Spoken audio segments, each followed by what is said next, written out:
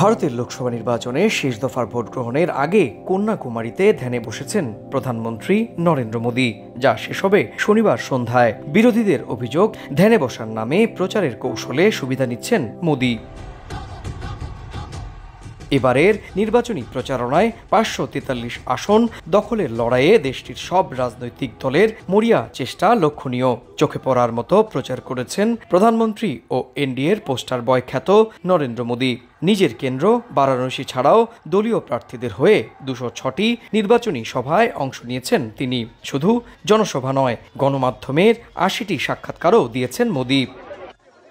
প্রচারণায় রাহুল মমতার পাল্লাও প্রায় সমান। কংগ্রেস নেতা ও তৃণমূল নেত্রী উভয় 47 দিনে 107টি নির্বাচনী সভা সমাবেশ করেছেন।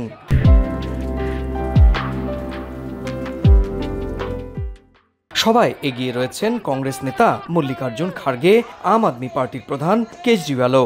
এই দুজন সভা করেছেন যথাক্রমে 100 ও 67টি।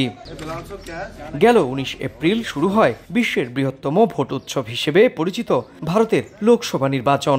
বিজেপি আগেই ঘোষণা করেছে এবার দলটির টার্গেট 400 আসন। তবে শেষ দুদফার পর শুরু হয় হিসেব নিকেশ মেলানোর পালা।